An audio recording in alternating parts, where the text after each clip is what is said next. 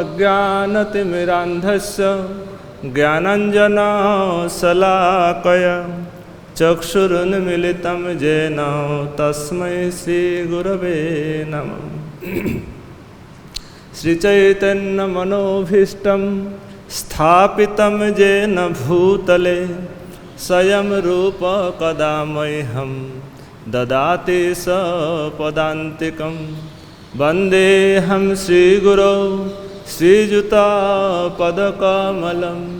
श्रीगुरून् वैष्णवांश्च श्रीरूपं साग्रजातं सहगना रघुनाथान्वितं तं सजीवं स्वाद्वैतं स्वावधूतं परिजनसहितं श्रीकृष्णचैतन्यदेवं श्रीराधाकृष्णपादान् सहगना ललिता श्रीविशाखान्वितांश्च नमोऽयं विष्णुपादाय कृष्णपृष्ठाय भूतले श्रीमते भक्तिवेदान्त स्वामिन् इति नामिने।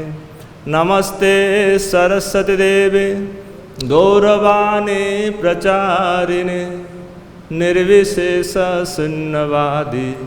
पाश्चात्यदेशतारिणे।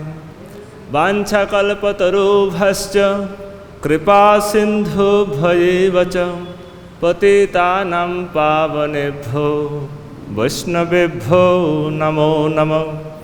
नमः महावदन्नाय कृष्णप्रेमप्रदायते कृष्णाय कृष्णचैतन्य नाम्ने गौरतिसे नमः। संकर्षणकारणतोषै गर्भदोषचपायब्धिशै शेषश्च यस्यां सकला स नित्यानन्दखरां शरणं ममास्तु। हे कृष्ण करुणा सिंधु दीनबन्धो जगत्पते गोपेश गोपिका कांत राधाकांत नमस्तुते। तप्त कांचन गौरांगी राधे वृंदावनेश्वरी वृषभानुसुते देवी प्रणमामि हरिप्रिये। जय श्री कृष्ण चैतन्य प्रभु नित्यानंद श्री अद्वैत गदाधर श्रीवासादि श्री गौरभक्तवृंद। हरे कृष्णा कृष्णा कृष्णा हरे हरे हरे राम राम राम हरे हरे। हरे कृष्णा कृष्णा कृष्णा हरे हरे हरे राम राम राम हरे हरे। हरे कृष्णा कृष्णा कृष्णा हरे हरे हरे राम राम राम हरे हरे।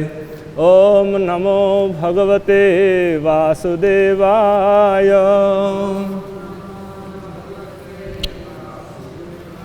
ओम नमो भगवते वासुदेवाय।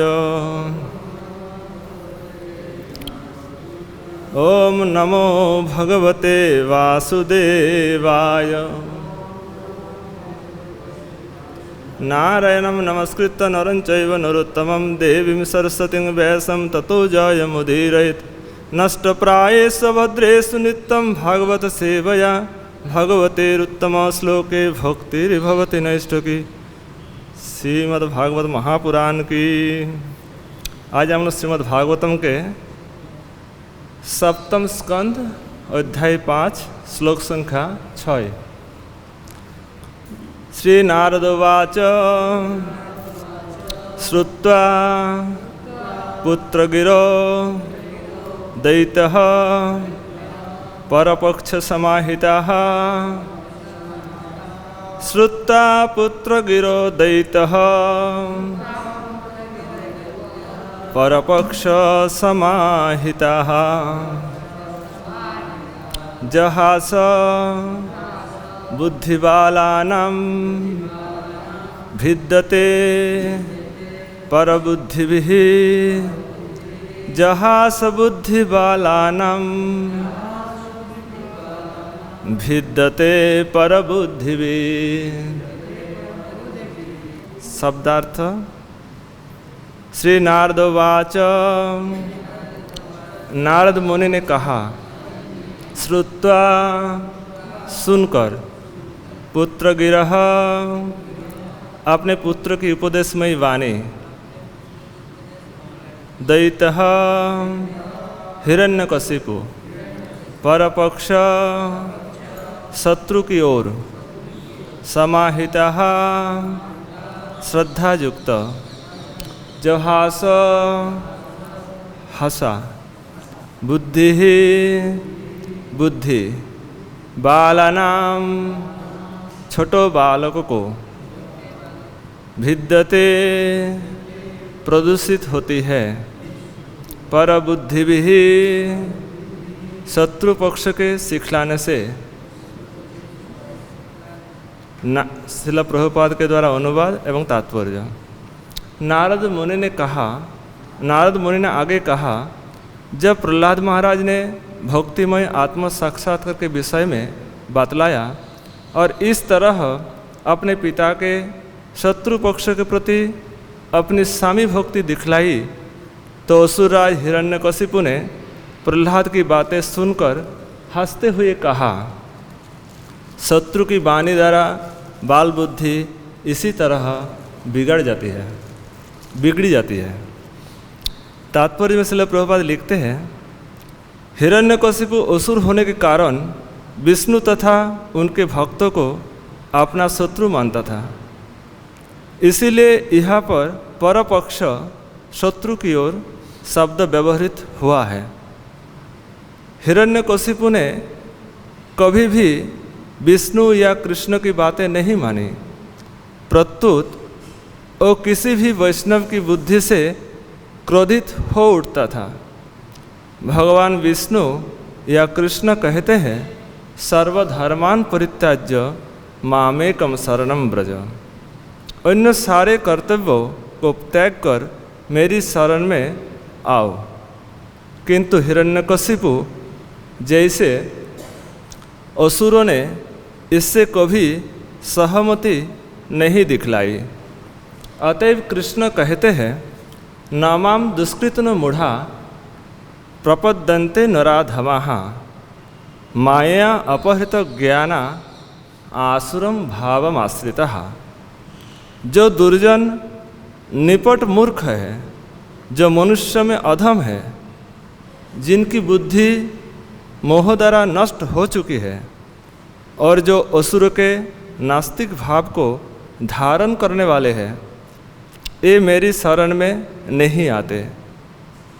हिरण्यकशिपु असुर स्वभाव का, असुर भाव का प्रत्यक्ष प्रतिनिधित्व करता है। ऐसे लोग मूढ़ तथा नराधम होने के कारण कभी भी विष्णु को परम पुरुष रूप में स्वीकार नहीं करते और न उनकी शरण ग्रहण करते हैं। स्वाभाविक ही था कि हिरण्यकशिपु अपने पुत्र प्रहलाद पर अत्यधिक क्रुद्ध होता कि वो शत्रु पक्ष द्वारा प्रभावित हो रहा था। स्वाभाविक ही था कि हिरण्यकशिपु अपने पुत्र प्रहलाद पर अत्यधिक क्रुद्ध होता कि वो शत्रु पक्ष द्वारा प्रभावित हो रहा था। अतएव उसने आदेश दे दिया कि उसके पुत्र के निवास स्थान में नारद जैसे साधु पुरुषों को प्रविष्ट न होने दिया जाए, अन्यथा वैष्णव उपदेश से प्रहलाद अधिक बिगाड़ जाएगा। यही श्रील प्रभुपाद जी के तात्पर्य समाप्त। तो जो दसम, ये जो श्रीमद् भागवत महापुराण 10 लक्षणों से युक्त है। भागवत महापुराण 10 लक्षणों से युक्त है। जो सप्तम स्कंध है, ये उति लक्षण इसमें है। उति उतयः कर्म वासना। वासना, उति शब्द का अर्थ है वासना। तो वासना दो प्रकार के हैं, एक शुभ वासना और एक अशुभ वासना। तो प्रहलाद जी ये शुभ वासना का प्रतीक है। प्रहलाद जी जो है शुभ वासना, अशुभ वासना आया कहाँ से? गुरु की कृपा से, संतों की कृपा से, नारद मुनि की कृपा के कारण उसमें शुभ वासना का उदय हुआ। और हिरण्यकशिपु ये अशुभ वासना का प्रतीक है। अशुभ वासना आने के कारण संतों का क्रोध, हरे कृष्णा कृष्ण कृष्ण हरे हरे, हरे राम राम राम हरे हरे। तो अशुभ वासना हिरण्यकशिपु में है। इसका कारण संतों का क्रोध, संतों का अभिशाप, चतुष्क कुमार के अभिशाप के कारण उसमें अशुभ वासना का उदय हुआ। तो ये जो 5वां अध्याय हिरण्यकशिपु का साधु सदृश पुत्र प्रहलाद महाराज का इसमें गुण महिमा का वर्णन है। तो प्रहलाद महाराज पहले हम लोग कुछ दिनों से सुनते हुए आ रहे हैं कि प्रहलाद महाराज जब उनके पिता हिरण्यकशिपु ने पूछा बेटा क्या सीखा गुरुकुल में, तो उन्होंने कहा कि पिताजी मैंने जो उत्तम शिक्षा प्राप्त किया उसका मैंने सुना था। तत्साधु मन्ये असुर वर्ज देहिनाम सदा समुद्विग्न धियाम असदग्रहात् हित्यात्मपातम गृहम अंधकूपम वनम गतोजद हरिमाश्रयेता। कि प्रहलाद महाराज ने उत्तर दिया, हे असुर श्रेष्ठ दैत्यराज, जहाँ तक मैंने अपने गुरु से सीखा है, ऐसा कोई व्यक्ति जिसने क्षणिक देह तथा क्षणिक गृहस्थ जीवन स्वीकार किया है वो निश्चय ही चिंताग्रस्त रहता है, क्योंकि वो ऐसे अंधे कुएं में गिर जाता है जहाँ जल नहीं रहता, केवल कष्ट ही कष्ट मिलते हैं। मनुष्य को चाहिए कि इस स्थिति को त्याग कर वन में चला जाए। स्पष्ट अर्थ यह है कि मनुष्य को चाहिए कि वो वृंदावन जाए और जहाँ केवल कृष्ण भावनामृत व्याप्त है, और इस तरह वो पूर्ण पुरुषोत्तम भगवान की शरण ग्रहण करे। तो इस बात को सुनकर हिरण्यकशिपु ने कहा कि नारद मुनि इस हिरण्यकशिपु का मन का बात को बता रहे हैं, उनका मन में क्या चल रहा है। नारद मुनि युधिष्ठिर महाराज को सुना रहे क्या कि हिरण्यकशिपु के मन में क्या, इस बात को सुनकर हिरण्यकशिपु के मन में क्या उदय हो रहा है। जब प्रहलाद महाराज ने भक्तिमय साक्षात्कार, आत्म साक्षात्कार के विषय में बतलाया, यहाँ तीन पॉइंट इसमें हम लोग चर्चा करेंगे कि भक्तिमय आत्म साक्षात्कार क्या है। यहाँ प्रभुपाद जी तात्पर्य अनुवाद में लिखे हैं, जब प्रहलाद महाराज ने भक्तिमय आत्म साक्षात्कार के विषय में बतलाया तो प्रश्न होता है भाई भक्तिमय आत्म साक्षात्कार है क्या, ये कहाँ से प्राप्त होता है, ये कैसे प्राप्त होता है, इसका अंतिम फल क्या है, और जब फल प्राप्त हो जाता है इसका क्या दशा होती है। इसके एक पहला प्रश्न बिंदु क्या, भक्तिमय आत्म साक्षात्कार है क्या। जो वाणी सुनाया प्रभुपाद जी अनुवाद में लिखते हैं भक्तिमय आत्म साक्षात्कार का वाणी सुनाया, तो प्रश्न होता है ये है क्या, कहाँ से प्राप्त होता है, कैसे प्राप्त होता है, और इसका अंतिम लक्ष्य क्या है। पहला प्रश्न को मैं पहले सुनाते हैं। फिर दूसरा प्रश्न ये आता है कि जब हिरण्यकशिपु ने देखा कि आपने जो पुत्र प्रहलाद अपने शत्रु पक्ष का बातें कर रहे हैं, शत्रु पक्ष का आश्रय लेकर अपने स्वामी भक्ति दिखला रहे हैं, प्रहलाद जी भगवान श्री हरि को अपना स्वामी मानते हैं कि प्रभु स्वामी है, मैं उनका नौकर हूँ। यहाँ प्रश्न होता है भाई स्वामी कौन है, इस संसार में स्वामी कौन है। दूसरा प्रश्न को पहले याद ध्यान रखने से उत्तर अच्छा अपने आप आ जाएगा। फिर तीसरा ये बिंदु ये है कि जब प्रहलाद महाराज को इस प्रकार सुनते हुए देखा, कहते हुए देखा कि भक्तिमय आत्म साक्षात्कार की वाणी सुना रहे, अपने पिता को सुना रहे, तो उसमें वो हंसते हुए कहा, हंसा।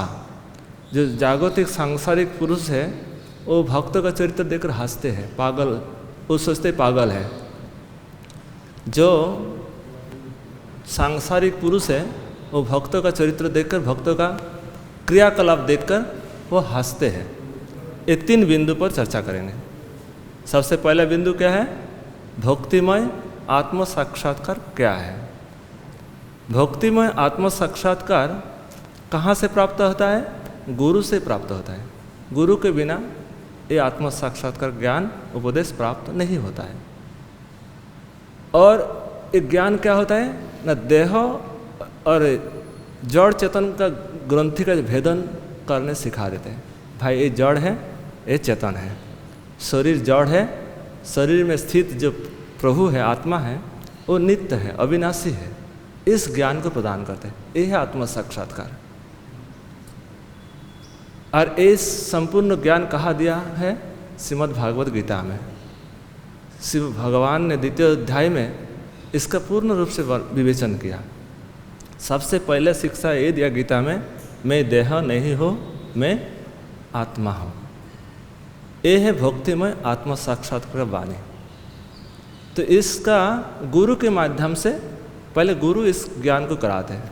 गुरु का कर्तव्य है कि इसका जड़ चेतन ग्रंथि छेदन हो जाए। ये कैसे प्राप्त होता है, भक्ति के माध्यम से प्राप्त होता है। प्रहलाद जी महाराज आगे कहेंगे कि श्रवणम कीर्तनम विष्णु स्मरणम पाद सेवनम अर्चनम वंदनम दास्यम सख्यम आत्म निवेदनम। ये नवविधा जो भक्ति है इसी के माध्यम से ही प्राप्त होगा, दूसरा कोई उपाय नहीं। तो गुरु के माध्यम से ज्ञान प्राप्त हुआ। और साधना क्या, भक्ति। भक्ति के 9 लक्ष्य, 9 प्रकार के, उसमें भी 5 प्रधान हैं। 9 के अगर संक्षेप में कहा जाए, क्या 5 प्रधान क्या है, साधु संग, नाम कीर्तन, भागवत श्रवण, मथुरावास, श्रद्धाय, श्रीमूर्ति सेवन। ये 5 साधन श्रेष्ठ, सर्व साधन मध्य कृष्ण प्रेम जन्माये पाचिर अल्प संगे। जो 5 प्रधान अंग है भक्ति का, सबसे पहले क्या है, भागवत श्रवण, साधु संग, नाम कीर्तन, मथुरावास अर्थात धामवास और श्री विग्रह की सेवा। ये 5 मुख्य अंग है भक्ति के। और इससे प्राप्त क्या होता है, भगवान का साक्षात्कार हो जाता है अगर निष्ठा से किया जाए।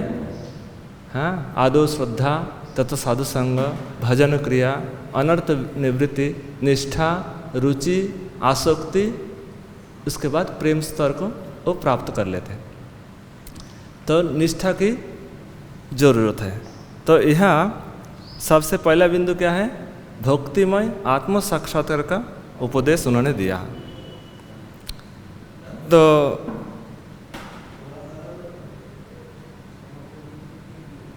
फिर द्वितीय बिंदु था कि स्वामी भक्ति दिखलाए। हिरण्यकशिपु देखे कि मेरे जो पुत्र प्रहलाद अपने शत्रु पक्ष के प्रति इस स्वामी भाव दर्शन करा रहे कि हमारे शत्रु को ये स्वामी मान रहे। प्रहलाद जी जानते थे जगत के स्वामी एकमात्र श्री कृष्ण, जीवेर स्वरूप है कृष्णेर नित्य दास। अगर दासता अभिमान रहे तो उसका कोई चिंता नहीं है। जय जय श्री श्री गौर निताय की, श्री श्री कृष्ण बलराम जी की, श्री श्री राधा श्याम सुंदर जी की।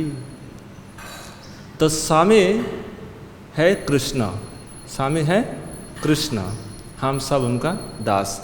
जैसे घर में मालिक है, नौकर का कोई चिंता नहीं, उनका ना भय है ना चिंता है, मालिक का सारा टेंशन मालिक का है, उनका कोई टेंशन नहीं। क्या कहाँ से आ रहे हैं यहाँ के सारे भक्त, किसी का किसी चीज़ की भाव पता नहीं क्या भाव है, किस भाव से चाल डाल आ रहे हैं। आलू अभी कितना रुपये किलो मुझे पता नहीं, क्योंकि ये स्वामी है, इस स्वामी के द्वारा स्वामी इसका निर्वाह कर रहे हैं। तो प्रहलाद महाराज स्वामी भक्ति दिखला है, क्योंकि दास्ता में जो आनंद, वो आनंद और किसी में नहीं है, इसलिए दास्ता को स्वीकार करना है, मैं प्रभु के दास हूँ। और तीसरा बिंदु था, अच्छा इसमें एक है शत्रु पक्ष। शत्रु पक्ष कौन होते हैं? जो प्रभु के नाम रूप लीला से हटा दे, वंचित कर दे, वो है शत्रु। श्री कृष्ण के नाम रूप गुण लीला से अलग कर दे, वो है शत्रु। वो हो सके पिता माता भी शत्रु हो सकते हैं अगर भक्ति ना सिखाए। अगर पिता माता भक्ति ना सिखाए तो वो शत्रु हो जाएगा। इसलिए शत्रु वही है जो प्रभु के नाम रूप गुण लीला भक्ति से वंचित करे, वही है शत्रु। और तीसरा बिंदु था कि प्रहलाद जी जब इस प्रकार कहने लगे, भक्तिमय के उपदेश प्रदान करने लगे, तो प्रहलाद जी की कथा सुनकर हंसने लगे। कौन? हिरण्यकशिपु। तो हंसना एक पागलपन का लक्षण है। हंसना किसका लक्षण है? पागलपन। सांसारिक जागतिक मानुष भक्तों का कार्यकलाप देखकर हंसते रहते हैं, ये पागल है, इसका कोई मतलब, इनका माथा भ्रष्ट हो गया, खराब हो गया। अगर संसार में ये भी देखा गया, जो सांसारिक जो पागल होता है, संसार के लोग जो पागल होते हैं भौतिक विषय के लिए, तो उसके लिए कहाँ जाना पड़ता है उसको? आगरा जेल में, आगरा में इलाज कराते हैं। कहाँ इलाज कराते हैं? आगरा में इलाज होता है। और जो भक्ति में पागल है उसका इलाज कहाँ होता है? वृंदावन धाम में होता है कि नहीं होता है?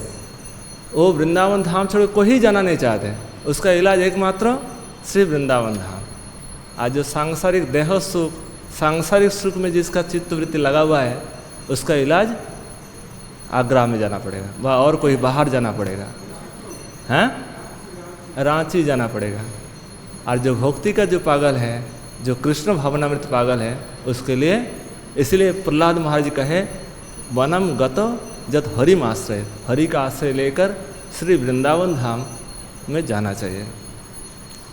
तो श्रील प्रभुपाद जी यहाँ कुछ टीका में दिए, फिर बाद में आगे चर्चा को आगे ले जाएंगे। प्रभुपाद जी यहाँ लिखते हैं कि हिरण्यकशिपु भगवान कृष्ण या विष्णु को शत्रु मानते थे।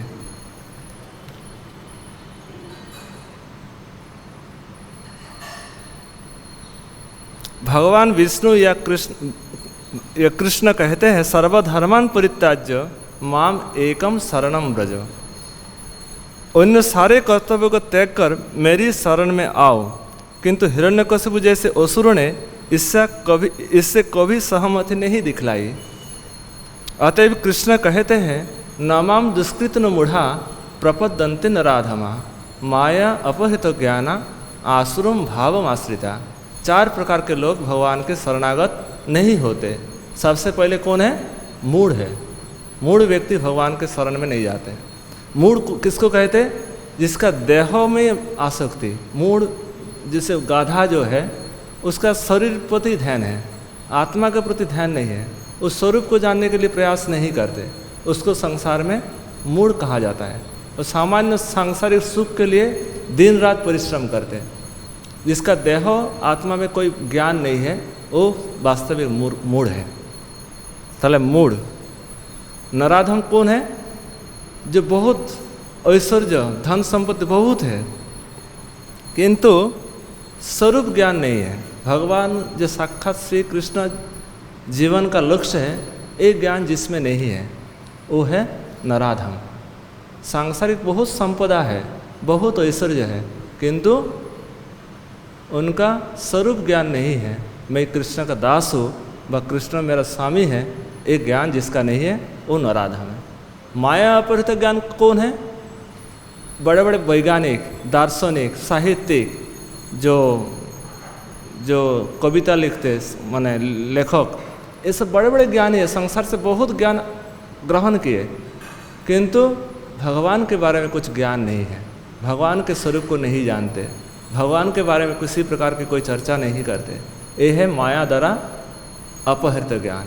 माया से इनका ज्ञान ढाक लिया, इनका सारा संसार का ज्ञान इसमें है, किंतु भगवत ज्ञान इसमें नहीं है, इसलिए माया अपहृत ज्ञान।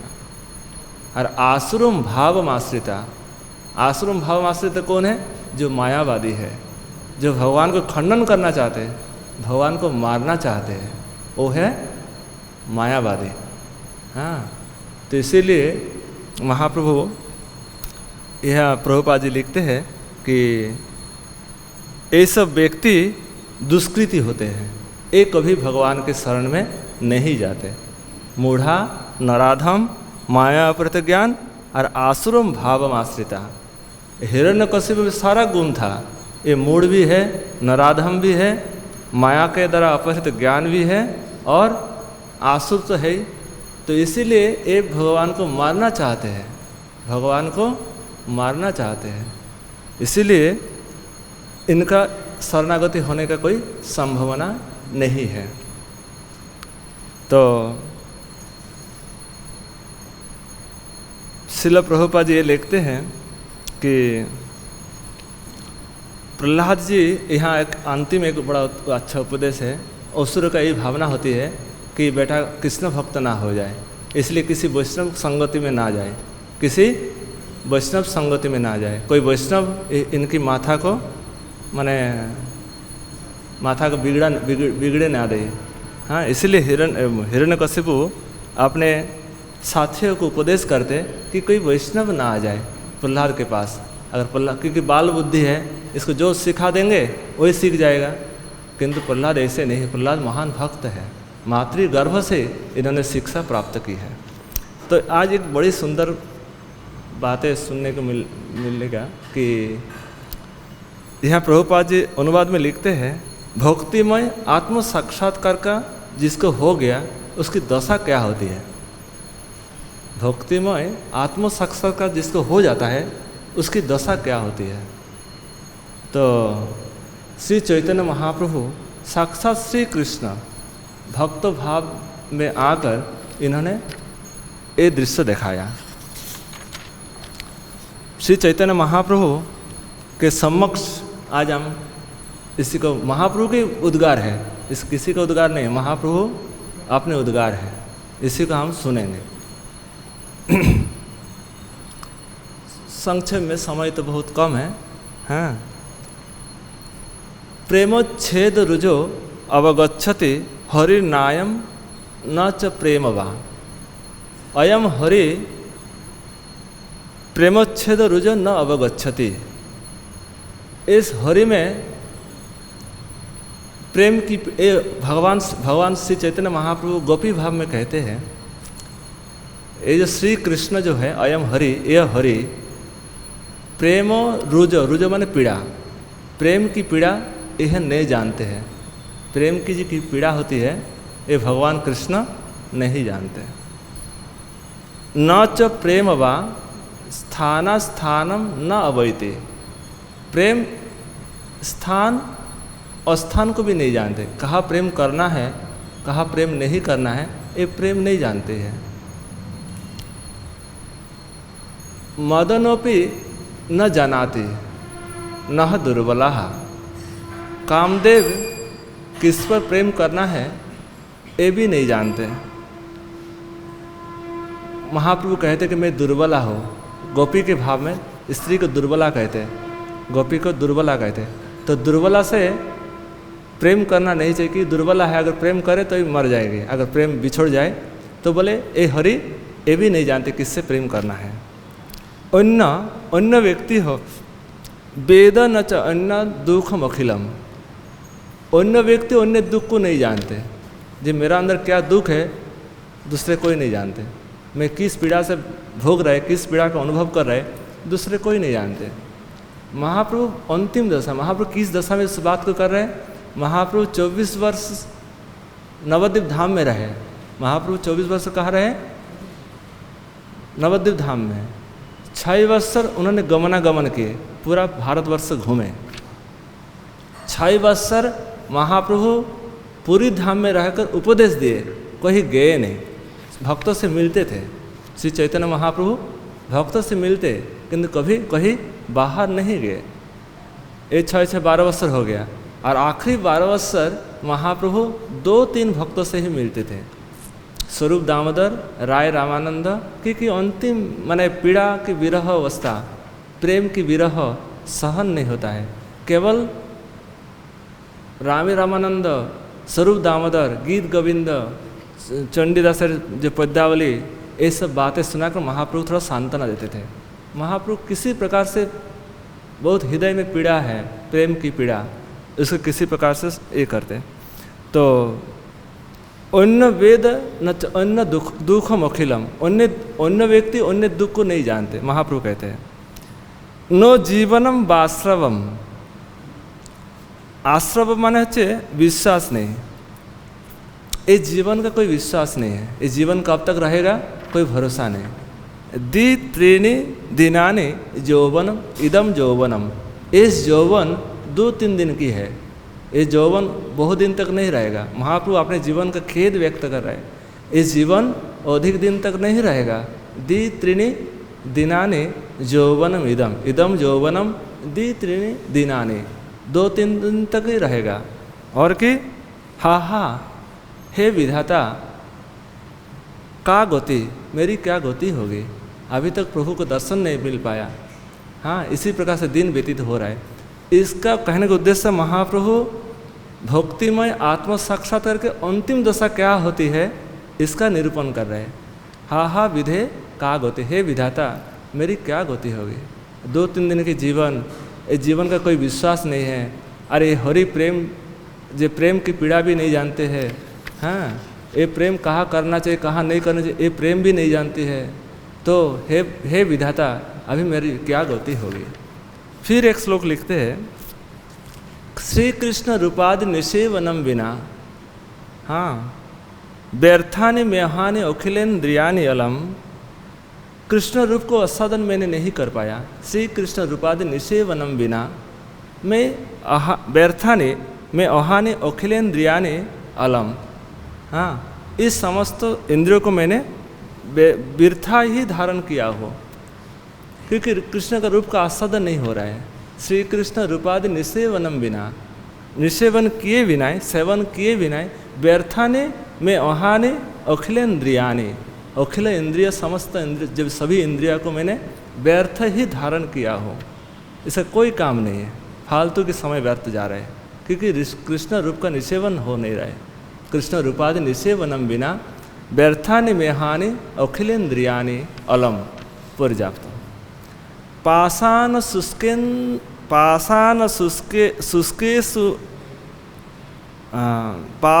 शुष्केन्धन ईंधन भार कानि अहो, मैं भार ग्रहण किया हो। पाषाण सदृश ये इंद्रिया और जो मन जो है सब भार स्वरूप है, पाषाण सदृश है। पाषाण अशुष्क ईंधन, शुष्क ईंधन के समान भार ढो रहा हो, ये सब भार लग रहा है महाप्रभु को, कि ये सब भार जैसे मुझे लग रहा है। जो इंद्रिया जो है, जो दिन भी है, ये दिन भी महाप्रभु को भार लग रहा है, दिन बीत नहीं रहे हैं। दिन महाप्रभु जैसे एक एक दिन बहुत, जैसे बहुत दिन बहुत समय जा रहे हैं, बहुत भारी लग रहा है महाप्रभु को। अहम कथम बधारयामि, मैं कैसे इसको धारण करूं। आह की रूपे, किस प्रकार से मैं इस शरीर को धारण करूं। श्री कृष्ण रूपादि निषेवनम बिना व्यर्थानि महा अहानि अखिलेन्द्रियाणि अलम, पाषाण शुष्केन्धन भार कानि अहो, भार स्वरूप मैं इस शरीर को धारण कर रहा हूँ, इंद्रियों को धारण कर रहा हूँ। दिन भी भार जैसे लग रहा है। व्यर्थानि विभर में मैं धारण कर रहा हूँ। तानि कथम, कैसे धारण कर रहा हूँ। मैं हतत्र, मैं निर्लज्ज हूँ। व्यर्थ मैं अपने को महाप्रभु निर्लज्ज मान रहे हैं। फिर महाप्रभु कहते हैं, जदा जात दैवात मधुरिपु असौ लोचन पथम, यदि कभी श्री कृष्ण मेरे लोचन पथ में आ जाए, दृष्टिपथ में कभी दर्शन दे दे। तदस्माकम चेत मदन हत के न आहृतम अभूत। कभी कृष्ण भगवान चैतन्य महाप्रभु दर्शन दिया, किंतु उस समय क्या हुआ कि मदन और मादन दो बैरी महाप्रभु को बाधा दे दिया, दर्शन करने नहीं दिया। तदा मदन हत के न अस्माकम चेत आहृतम अभूत। उस समय जो काम है महाप्रभु को दर्शन करने नहीं दिया। भगवान कृष्ण दर्शन दे रहे किंतु बीच में कौन आ रहे? मदन, काम व प्रेम। यहाँ काम अर्थ प्रेम अर्थ लिया जाए। हाँ, तो प्रेम महाप्रभु दर्शन करने नहीं दे रहा है। पुनर्जस्मिन ऐसा क्षणम अपनी दृश्यो रहती पदवीम विधय से। अबर यदि कहूँ पुनर्जस्मिन, पुनः कभी अगर भगवान दर्शन दे, पुनः जस्मिन कथ क्षणम अपनी दृश्यो, क्षण भर के लिए भी भगवान श्री चैतन्य महाप्रभु बोल रहे हैं गोपी भाव में, कभी दर्शन दे तो मैं क्या करूँगा? महाप्रभु गोपी भाव में क्या करूँगी? सखी रूप में। हाँ, विधय सामत तस्मिन अखिल घटिका, क्षण भर के समय में मैं श्री कृष्ण का श्रृंगार करूँगा। रत्न खोचिता, रत्न से महाप्रभु कह रहे कि श्री कृष्ण को मैं श्रृंगार करूँगा। फिर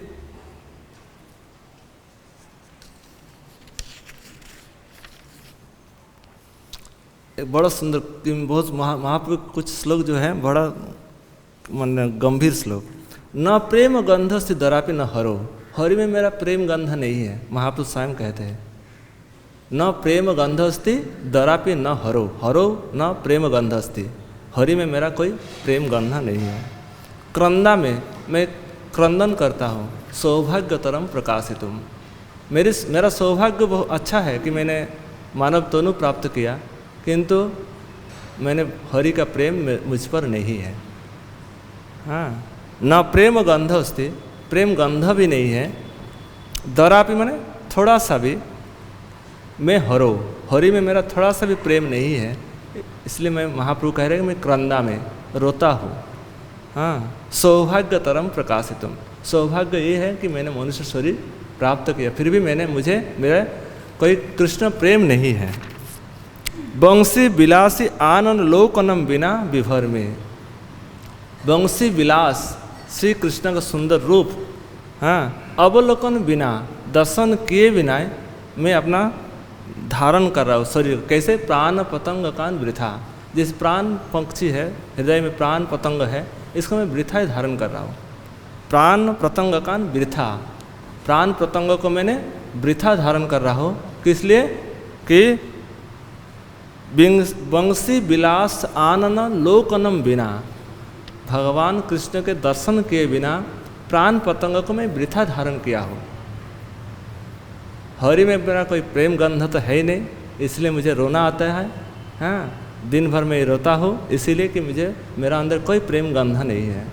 हाँ, और कि बंसी विलासी लोकन बिना, बंसी विलास के दर्शन के बिना विभर में प्राण पतंग कान वृथा, प्राण पतंग को मैंने वृथा धारण किया हूँ। ये तो बड़ा सुंदर सुंदर पद है श्री कृष्णदास कविराज जी गोस्वामी का। मैं संस्कृत में जिस महाप्रभु जिस अंश को भगवान के पास जाकर कहते थे, हृदय की पीड़ा को व्यक्त करते थे, उसी को मैं आस्वादन कर रहा हूँ। पीड़ा भी नव कालकुट कटुता गर्वस्य निर्वासन। किसी का अंदर प्रेम हो जाए, उसका जो क्या ज्वाला होती है, कितनी ज्वाला होती है, इसका वर्णन करें। किसी में प्रेम आ गया, जैसे बोले सांप के बच्चा बहुत विषैले होते हैं, वो काटने में जितना ज्वाला नहीं होती है उससे भी ज़्यादा ज्वाला होती है प्रेम। जिसका प्रेम अंदर आ गया, जिसका अंदर प्रेम हो गया, उसका सांप के बच्चा काटने से भी उससे ज़्यादा अधिक ज्वाला प्रेम किसी में अंदर हो गया। अगर किसी में अस्य प्रेमा जार मने, अच्छा, प्रेम सुंदरी नंदन परो जागृति, जिसका अंदर में प्रेम जागृत हो गया, उसका तो यही दशा। जैशांतरे ज्ञानते फुटमश्य वक्र मधुरास तेनैव विक्रांतय। एक तो जाला प्रेम की उदय होने से एक प्रकार की जाला, और प्रेम में जो आनंद है वो आनंद भी बहुत अद्भुत है, वो कभी त्यागने के विचार नहीं होते। अब जिस समय आनंद की धारा क्षरित होता है, प्रेम की आनंद की धारा क्षरित होता है, अमृत समुद्र से भी बढ़कर है। वो जाला यहाँ अनुवाद में लिखते हैं,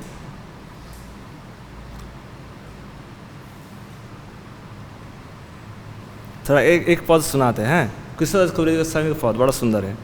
जे काले देखे जगन्नाथ श्री राम समुद्र साथ, तबे जाने आइलाम कुरुक्षेत्र। सफल हईल जीवन देखिलु पद्मलोचन, जुड़ाइल तनु मन नेत्र। गौड़ेर सन्निधाने, महाप्रभु पुरी में गौड़ेर सन्निधाने में खड़े हैं। गौड़ेर सन्निधाने रही करे दर्शने, से आनंदेर की कहिब बोले। से आनंद की आनंद क्या बोलो। गौड़ स्तंभेर तले आछे एक निम्न खाले, से खाल भरिल अश्रु जले। एक छोटा सा खाल है, उसमें पूरा आँखों में आंसू से भर गया। ताहा होइते घरे आसी, ताहा होइते घरे आसी, माटी रयु परे बसी, नखे करे पृथ्वी लिखन। जब महाप्रभु घर में आए, नख से अपने नाखून से पृथ्वी में लिख रहे। हा कहा वृंदावन, कहा गोपेंद्र नंदन। हा कहा वृंदावन, कहा गोपेंद्र नंदन। कहा से बंशी बदन, कहा से बंशी बदन। कहा से त्रिभंग ठाम, कहा से वेणुगान। कहा से त्रिभंग ठाम, कहा से वेणुगान। कहा से जमुना पुलिन, कहा से जमुना पुलिन। कहा रास विलास, कहा रास विलास, कहा नृत्य गीतहास। कहा रास विलास, कहा नृत्य गीतहास। कहा प्रभु मदन मोहन, कहा प्रभु मदन मोहन। उठिल नाना भाव वेग, उठिल नाना भाव वेग। मने हईल उद्वेग, क्षण मात्र नारे गंगाइते। प्रबल विरहानल, धैर्य हईल टलमल। नाना श्लोक लागिला पढ़िते।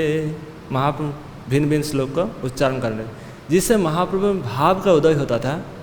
जैसे इक्षु वन, इक्षु का माने गन्ना का खेती में जब 2-3 हाथी उसमें प्रवेश करते, दोनों में तो लड़ते हैं, किंतु इक्षु वन का ध्वंस हो जाता है। जो गन्ना का जो खेती है, वो खेत पूरा बर्बाद हो जाते हैं। दोनों से लड़ते लड़ते पूरा खेती का बर्बाद हो जाता है। इसी प्रकार महाप्रभु में जब हृदय में भाव का उदय होता है, भिन्न भिन्न भाव का उदय होता है, तो भाव का उदय होने से महाप्रभु शरीर का नाश हो जाता है। जैसे इक्षु वन का नाश हो जाता है जिस प्रकार से, इसी प्रकार गज के समावेश में इक्षु वन का नाश होता है। उसी प्रकार महाप्रभु में भाव का उदय होने से क्या नाश होता है? महाप्रभु का देह का नाश हो जाता है। महाप्रभु कभी घिसते हैं, खून निकल जाते हैं, शरीर अलग अलग हो जाता है। ये महाप्रभु का विकार का लक्षण। अमुनि धन्याने, महाप्रभु गाते हैं, अमुनि धन्याने दिनांतराने, हरे तदालो कनमंतरेण। अनाथ बंधो करुणैक सिंधो, हा हंत कथम नयामि। ये श्लोक 3 लोग जानते थे। एक माधवेंद्रपुरी गाते थे, एक श्रीमती राधारानी गाते थे, और महाप्रभु। 3 लोग इस श्लोक के बारे में जानते थे। अमुनि धन्यानि दिनांतरानि, हरेर्तदालोकनमंतरेण। अनाथ बंधो करुणैक सिंधो, हा हंत कथम नयामि। हे दीन बंधु, हा हंत हाय हाय हाय हाय। हे अनाथ बंधु, हे करुणैक सिंधु, हे अनाथ बंधु, हे करुणैक सिंधु, हे हरे तदालोकनम अंतरेण। आपके दर्शन के बिना अधनाने अधन्याने अमुनि दिनांतराने, हाँ, ये दुख पूर्वक जो दिन की समय, ये जो दिन का जो समय बीत रहे बहुत कष्ट से बीत रहे, कथम नया में कैसे मैं इस प्राण को धारण करूं, कि कैसे मैं इस शरीर को धारण करूं, कथम नया में। फिर कहते हैं, बड़ा सुंदर श्लोक है,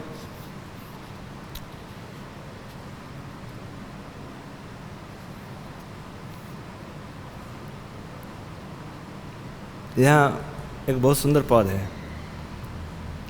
तोमार माधुरी बोलो ताते मोर चापल, ए दुई तुम्हें आमे जाने, कहा करो कहा जाओ, कहा गेले तोमा पाओ, ताहा मोरे कहो तो आपने, नाना भावेर प्राबल्य हইল सन्धि साबल्य, भावे भावे हইল महारণ, असुक चापल्य दैन रोषामर्ष आदि सैन, प्रेमोन्माद सभार कारण। जिसको मैंने सुना रहे थे पहले, गज युद्ध, मत्त गज भावगन प्रभुर देह इक्षुवन, प्रभु देह कैसे इक्षुवन, मत्त गज भावगन, भाव भाव मत्त गज भावगन, प्रभुर देह इक्षुवन, गज युद्धे बनेर दलन। गज युद्ध करने से क्या होता है, वन का दलन हो जाता है, वन का नाश हो जाता है। प्रभुर हইল दिव्यन्माद तनु मन अवसाद, भावावेशे करे संबोधन, हे देव हे दैत हे भुवनैक बंधो, हे कृष्ण हे चपल हे करुणैक सिंधु, हे नाथ हे रमन हे नयनाभिराम, हा हा कदान भवितासि परम दिशोर में। हे प्रभु कब मुझे दर्शन दोगे। महाप्रभु अपने विरह दशा का वर्णन कर रहे हैं। यहाँ जब नारद मुनि देखे कि भक्ति विषय ने आत्म साक्षात्कार का जब उपदेश दिया, इसको सुनकर हाँ, तो मैंने बोला था कि ये भक्तिमयी साक्षात्कार, भक्तिमयी आत्म साक्षात्कार का उपदेश, जो भक्तिमयी आत्म साक्षात्कार क्या होता है, कहाँ से प्राप्त होता है, कैसे प्राप्त होता है, इसका प्राप्त होने के बाद इसका दशा क्या होती है, महाप्रभु इस दशा का वर्णन कर रहे हैं। किसी में भक्त आत्म साक्षात्कार हो गया, उसकी क्या दशा होती है, महाप्रभु अपना जीवन काल में दर्शन करके दिखाया। तो यही वाणी को विराम देते। श्रील प्रभुपाद की निताय गौर प्रेमानंदे, हरि हरि बोल।